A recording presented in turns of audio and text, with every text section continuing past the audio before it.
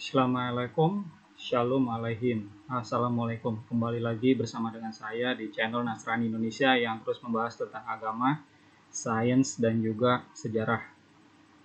Nah, pentingnya agama dihubungkan dengan sains dan sejarah itu bisa dilihat dari materi yang akan saya bawakan pada kesempatan kali ini. Judulnya adalah persamaan kisah manusia pertama Adam dan Adapa. Kalau Adam itu dari budaya Israel ya atau Yahudi, Adapa itu dari budaya Mesopotamia Selatan. Persamaannya apa aja? Di sini saya akan breakdown. Ada 10 persamaan, lalu poin ke-11 nanti pelajaran apa yang bisa diambil dari kedua kisah ini. Gitu ya. Nah, saya yakin kalau para pembaca sudah seringkali mengetahui kisah Adam yang ditulis di Kejadian. Ya, kitab pertama di dalam kanon kitab Perjanjian Lama. Oke. Ini kisahnya kurang lebih kalau Adam adalah manusia pertama, lalu dari rusuknya itu diambil jadilah wanita pertama. Jadi pasangannya Adam adalah Hawa atau Eve. Adam and Eve. Mereka ditempatkan di Taman Eden untuk bekerja, memelihara taman itu. Namun, ya ada perintah dan juga ada larangan. Larangannya adalah dilarang untuk memakan pohon pengetahuan yang baik dan yang jahat yang ada di tengah-tengah itu, di tengah-tengah Taman Eden tersebut gitu. Nah, nanti ada peran ular yang menjadi peran antagonis di sana yang menguji Hawa. Nah, jatuhnya mereka didahului oleh Hawa yang memakan buah larangan tersebut. Nah, si Hawa menawarkan kepada Adam sehingga keduanya jatuh tidak lulus dalam ujian tersebut. Nah, pada saat jatuh akibatnya apa? Nah, yang tadinya mereka hidup abadi, akhirnya mereka harus kehilangan keabadian dan akhirnya hidup fana. Jadi mereka bisa mengalami kematian. Supaya tidak mendapatkan keabadian, itu ada pohon kehidupan yang dijaga oleh para malaikat. Begitu kurang lebih kisah Adam dan Hawa yang kita sudah pelajari. Nah, ternyata ya ada kisah kuno ya yang kurang lebih ada di waktu yang sama dengan kisah Adam ini gitu, yaitu kisah Adapa. Oke. Kisah Adapa ada di budaya Mesopotamia. Saya coba ambil contohnya ini dulu. Oke. Adapa itu was a Mesopotamian mythical figure. Jadi ini adalah figur atau sosok mitologi di dalam budaya Mesopotamia. Nah, budaya Mesopotamia sendiri adalah peradaban paling kuno yang ada yang tercatat ya di sejarah manusia. Itu mulai 3100 sebelum Masehi. Nah, mereka punya agama politeis, ya, dewa-dewinya itu banyak ya. Nah, di antara banyaknya cerita itu ada cerita ini tentang manusia pertama yang mereka sebut Adapa gitu. Nah, kisah Adapa ini ya diketahui, saya ambil juga dari sini ya. Ini ada jurnal yang saya ambil dari internet ya. Adam and Adapa, Two Anthropological Characters dari Niels Erik Andreessen di Loma Linda University, Riverside, California. Ya, Andrews University Seminary Studies. Jadi ini jurnal cukup bagus ya. menelaah kedua kisah ini, membandingkannya. Selain sumber ini, saya ambil juga ini adalah sumber yang bagus kalau rekan-rekan mau cari tentang arkeologi, mitologi, antropologi gitu ya. Tentang di sini linknya adalah ancient.eu. Judul dari artikel ini The Myth of Adapa, mitologi Adapa. Ya, penulisnya seorang profesor namanya Joshua J. Mark. Di sini dijelaskan seperti apa itu kisahnya, lalu sumber dari kisah tersebut ini diambil dari 3 tablet yang diterjemahkan ke dalam bahasa Inggris di sini ya. Ada tablet pertama di sini, tablet kedua, tablet ketiga. Dari mana tablet itu berasal ya? Ini dia, The myth comes from Babylon Kassite period of 14th century ya, before Christ ini. The 3rd century before Christ writer Berosus called Adapa Oeners and described him as a fishman who lived in the Persian Gulf and taught wisdom and civilization to human beings. Gitu. Jadi ini adalah kisah mitologi dari periode Kassite Babilonia di abad 14 sebelum Masehi, gitu ya. Pada saat suku Kassite ini memimpin Babilonia. Babilonia itu sendiri memang ada di daerah selatan Mesopotamia, gitu ya. Jadi ini di abad 14 sebelum Masehi, jadi 1400-an. Sementara kisah Adam ya itu juga dimulai pada saat kan kitab Kejadian itu kan ditulis ya menurut tradisi Yahudi ya, ditulis pertama-tama oleh Musa gitu. Nah, Musa itu adanya juga di sekitar abad ini 1400 sebelum Masehi. Jadi dua-duanya merupakan kisah kuno di peradaban masyarakat kuno.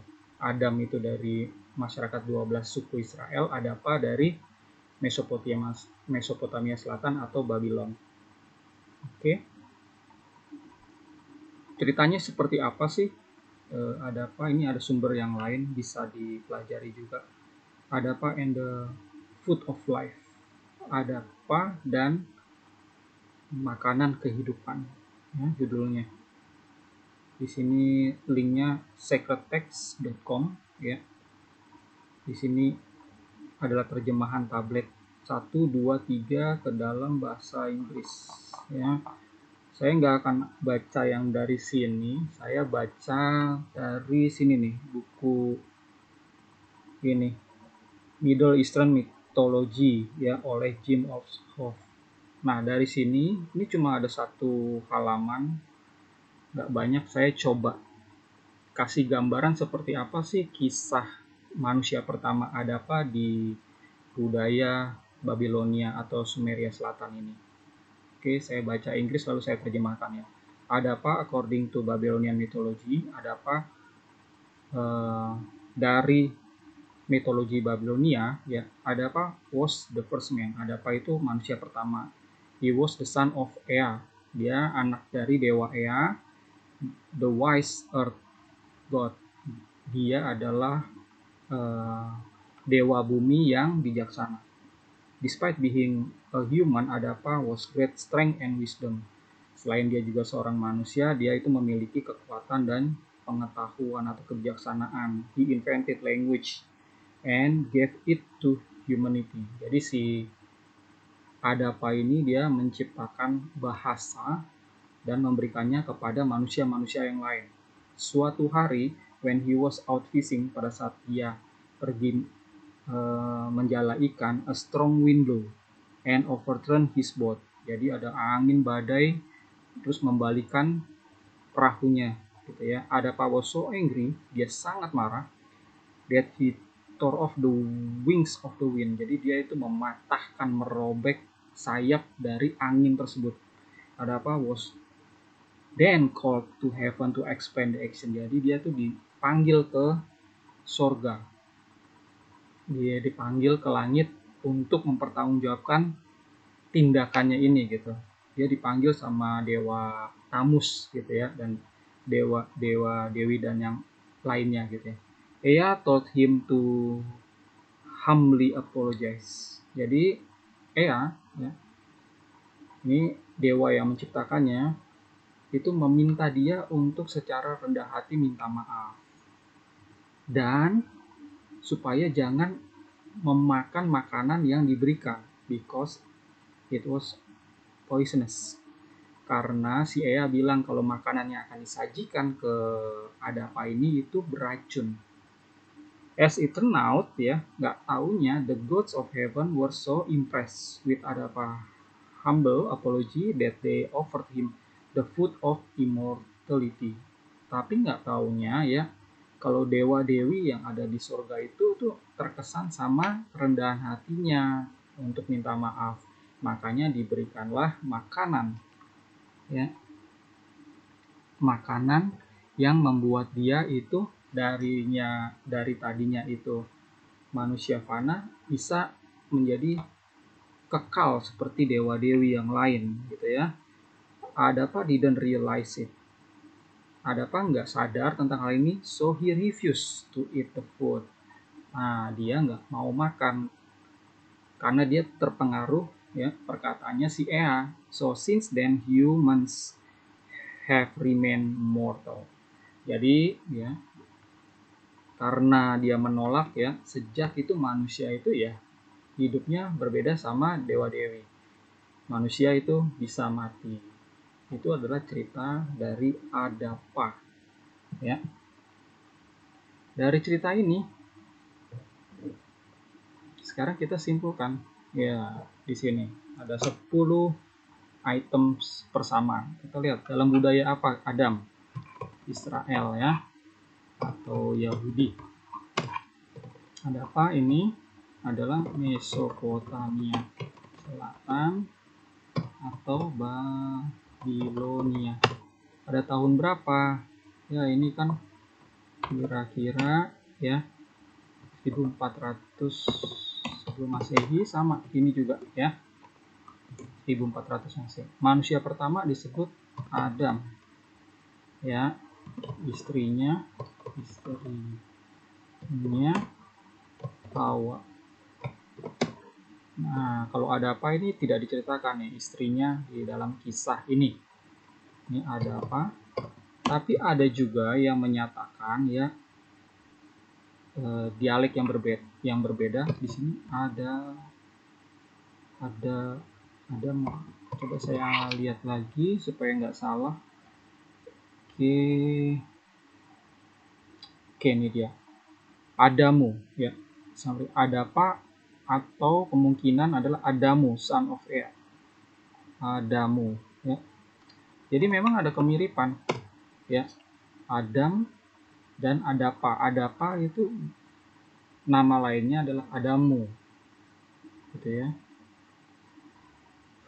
Manusia pertama ya, ini Adam namanya Adam, artinya ini manusia. Memang ya. Atau asal katanya dari tanah. Kalau dalam Ibrani.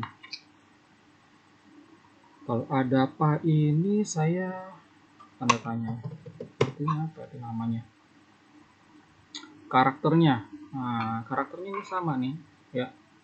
Dia berpengetahuan, sama berpengetahuan. Jadi Adam ini yang memberi nama setiap binatang tumbuhan yang ada di Taman Eden. Oke ya. Nah, ini juga berpengetahuan. Seperti tadi ya, kita udah baca kalau dia itu yang menciptakan bahasa dan mengajarkannya kepada manusia yang lain. Jadi penuh dengan wibawa atau wisdom atau kebijaksanaan juga.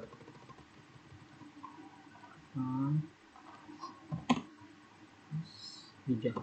Oke ya. Tuhannya siapa? Kalau kisah Adam ini kan monoteis ya. Tuhannya adalah El YHWH ya. Kalau ini adalah Ea, Rutamus ya, dan lain-lain. Ini politeisme.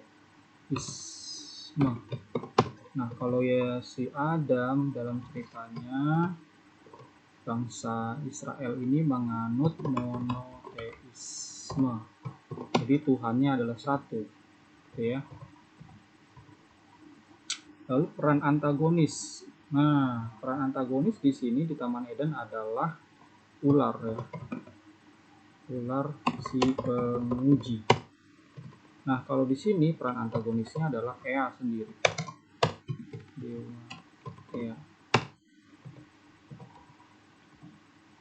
Oke. Dewa Ea. Nah, ada yang menceritakan kalau Ea ini sebenarnya dengan licik ya, tidak ingin si Adapa ini sejajar sama dia, sejajar dengan para dewa yang hidupnya itu abadi. Makanya dia bohongin si Adapa, jangan makan makanan yang dihidangkan ya, jangan makan gitu, nanti kamu akan mati ya, karena itu beracun. Padahal ya itu sebaliknya. Ini peran antagonisnya ada di sini. Kehidupan abadi. Kalau Adam ya tadinya abadi, begitu jatuh dalam ujian atau dosa menjadi fana. Oke. Menjadi fana. Kalau ini ya fana, terus tetap fana karena dibohongi ya. Ada yang bilang juga sebenarnya buah itu adalah ujian juga ya bagi Adapa. Dia itu mau nurut atau enggak sama Ea gitu, karena menarik gitu ya buah yang ada di sorga. Jadi sama-sama ini sebenarnya berupa ujian. Buah di sini buah pengetahuan baik dan jahat ya. Nah, di sini adalah buah atau makanan menjadi kekal, menjadi yang mengubah kehidupan menjadi kekal ya. Kematian, oke, akhirnya mati karena fana sama ya, ini juga mati gitu. Jadi pelajaran apa yang diambil dari kisah Adam? Yang pertama ya, ada hubungan antara Tuhan dan manusia. Yang kedua ya, manusia itu diciptakan untuk bekerja. Tiga, manusia diuji. 4, oke, manusia itu fana. Ini adalah pelajaran yang bisa diambil ya dari kisah Adam. Saya yakin semua sudah tahu ya. Saya ulangi, ada hubungan antara Tuhan dan manusia ya. Ras manusia memang sejak awal itu ada ya, di antara di dalam kingdom animals ya. Ras manusia itu muncul di tahun kisaran 300.000 sampai 200.000 sebelum Masehi. Nah, ras manusia disebut juga ras sapiens. Nah, ras sapiens ini mengalami yang namanya revolusi kognitif, sehingga manusia ini, sapiens ini itu bisa punya daya hayal yang tinggi dibandingkan hewan-hewan yang lainnya, dibandingkan bahkan manusia purba yang lain. Nah, karena dia punya daya hayal yang tinggi, dia bisa menghayal, oh ada makhluk-makhluk lain ya yang tidak kelihatan yang mengatur dunia, mengatur kehidupannya. Ya, sehingga mereka bisa membayangkan, oh ada dewa-dewi, ada Tuhan yang akhirnya mereka sembah gitu. Itu karena manusia mengalami revolusi kognitif gitu ya. Jadi ras manusia itu ras religius dibandingkan ya spesies lain yang ada di planet ini. Manusia diciptakan untuk bekerja ya di Taman Eden, kita nggak bisa santai-santai aja. Destiny kita memang untuk bekerja. Lalu kita diuji dalam setiap waktu, setiap hari kita diuji ya, ada pohon-pohon, ada buah-buah ujian di dalam kehidupan kita sehari-hari, dan setiap orang itu ujiannya berbeda-beda, levelnya berbeda ya, sesuai dengan level kerohaniannya. Terus manusia itu fana ya, bisa mati, ada kadaluarsanya. Jadi ya setiap saat kita bisa kembali ke tanah ya, jiwa kita naik ya kan. Jadi kita nggak boleh sombong intinya gitu ya. Nah, kalau kisah Adapa ini ya, ada hubungannya juga antara manusia dan Tuhan, tapi dia kan ini ya, politeis. Manusia Adapa itu berpengetahuan, ini ya apa ya lagi ya Pak, pelajaran yang bisa diambil. Manusia diuji ya, manusia diuji ya, si Adapa ini diuji dia mau menurut atau enggak sama si Ea, karena ya makanan yang ada di surga itu kan juga temptation-nya tuh tinggi gitu ya, jadi begitu menarik perhatian gitu ya, tapi dia mencoba mentaatinya gitu. Nah, pada saat mentaati, nggak taunya itu malah menjerumuskan dia menjadi tetap hidup fana gitu ya. Yang ketiga ya ini sama ya, manusia itu fana. Oke, jadi inilah persamaan ya di antara kisah manusia pertama di dalam budaya Israel dan di dalam budaya Mesopotamia. Nah, karena ini ada di dalam kitab Genesis atau Beresit yang ada di dalam kanon kitab Yahudi. Nah, Yahudi terpecah ya. Israel itu terpecah ya, jadi Samaritan dan juga dari menjadi Yahudi. Kaum Samaritan juga memakai kitab ini, kitab Beresit ini. Jadi mereka tahu kisah ini. Selain Samaritan, Judaism juga Mandaean ya, Gnostik di abad-abad awal juga mempelajari ini. Kristen tentunya kita, dan sampai ke rekan-rekan Muslim ya. Kalau nggak salah Manichean juga meyakini ini, kitab-kitab atau kisah Adam dan Hawa ini. Saya mesti cek lagi kalau yang Manichean. Tapi paling tidak ya, Yahudi, Kristen, Islam itu mengetahui dengan pasti ajaran ini. Gitu. Nah, inilah persamaannya. Persamaan yang lain ya, saya mau tambahkan, ini benar-benar ada atau enggak. Kalau ini udah tahu ya, kalau kisah Adapa ini, kalau kita search kan ini mitologi gitu ya, mitologi. Sebenarnya itu kisah buatan ya, di dalam agama Sumeria dan agama Babilonia yang mengandung pesan-pesan moral, pesan kebaikan ini ya, dan itu disampaikan ke penganut ajarannya. Nah, kalau ini kisah Adam, masih banyak orang Kristen yang berpikir ini adalah kisah beneran, Tapi sebenarnya ini juga ya merupakan kisah alegori atau kisah kiasan. Kenapa saya bilang seperti itu ya?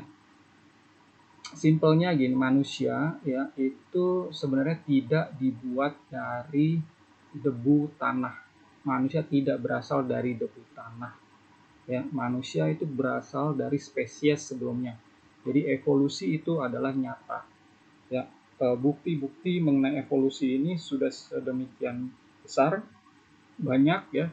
Sekolah-sekolah di Indonesia saja ya, mulai dari SMA kelas 2 biologi itu sudah mempelajari materi evolusi. Apalagi kalau masuk ke jurusan MIPA waktu kuliah ya, jurusan biologi, kita belajar di situ.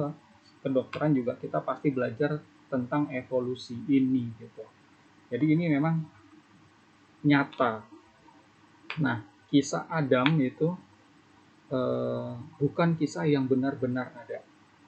Sebenarnya saya punya video pengajaran lain yang membahas tentang kisah Adam dan evolusi, bisa dicari di channel saya.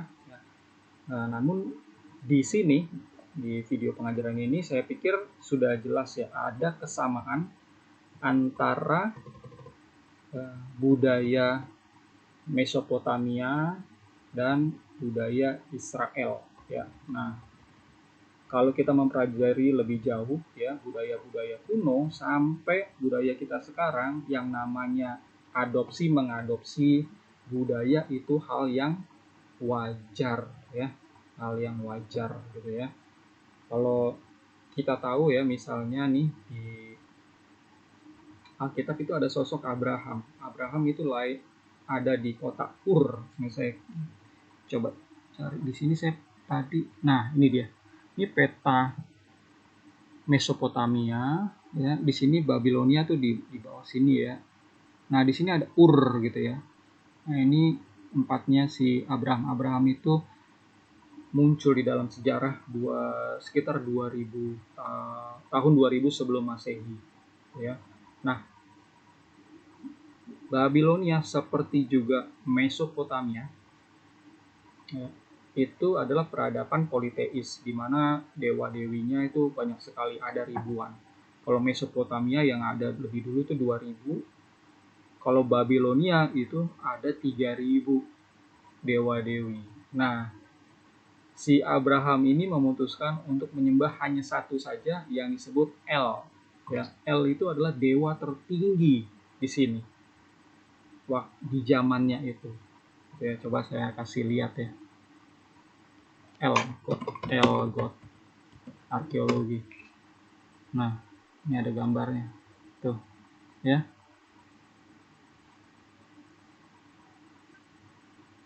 Ini dia ancient. Ya. L L L.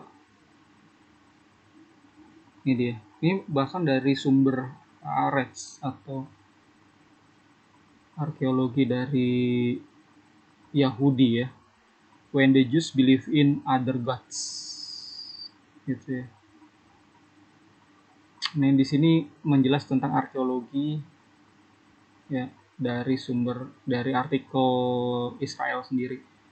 Nah, jadi seperti saya bilang tadi, kalau si Abraham itu menyembah satu Tuhan yang paling tinggi ya, yang disebut El gitu. Nah, El sama YHWH itu sebenarnya dua dewa yang berbeda ya. Secara singkat aja saya kasih tahu, begitu si Musa mengeluarkan bangsa Israel dari tanah penjajahan Mesir ya, sosok YHWH ini muncul gitu. Tapi karena ini adalah agama monoteis, El sama YHWH ini tidak jadi dua, tapi disatukan. Makanya ada namanya El Yahweh atau El YHWH. Begitu ya. Nah, jadi itu adalah contoh kalau adanya asimilasi budaya. Jadi saling mengadopsi budaya, dari budaya pagan masuk ke dalam budaya Israel. Dari Israel masuk ke Kristen gitu, karena emang alirannya itu seperti itu. Di dalam Kristen juga mengadopsi budaya-budaya yang lain juga gitu. Jadi ini adalah hal yang lumrah. Demikian juga di sini. Jadi saya meyakini secara pribadi kalau sebenarnya ya kisah Adam ini sebenarnya mengadopsi dari kisah ini, ya, dari sini kisah Babilonia ini gitu. Memang banyak yang pasti waduh ini kok seperti ini ya ajarannya, kok aneh gitu ya, tapi ya ini yang saya pelajari dari materi seminar yang saya pernah ikuti gitu ya. Ya, yang membuat materi ini adalah seorang uskup yang punya kompetensi di dalam bahasa, ya, Uskup John Ward. Ya, beliau ini yang eh, lulusan Cambridge ya, sejarah, yang mendirikan museum arkeologi pertama di Inggris. Sekarang museumnya dipindahin ke Australia. Nah, beliau ini menulis buku-buku ya tentang sejarah ya, terutama sejarah Israel dan Kanaan juga. Oke, demikian yang bisa saya sampaikan. Kalau rekan-rekan ada yang ingin ditanyakan, bisa posting pertanyaan ya, atau send pertanyaan ke WA saya gitu. Itu aja dari saya pada kesempatan kali ini. Kurang lebihnya mohon maaf. Oke, ketemu lagi di video yang lain. Kalau saudara-saudara suka ya, saya tidak meminta bantuan donasi uang, tidak. Saya meminta bantuan doa ya, dan juga kalau suka video-video saya ya yang membahas agama, sains, dan juga sejarah ini, bisa berlangganan dan klik like untuk video ini. Itu aja sih yang saya inginkan. Sekali lagi terima kasih. Shalom alaikum, shalom alaikum, assalamualaikum.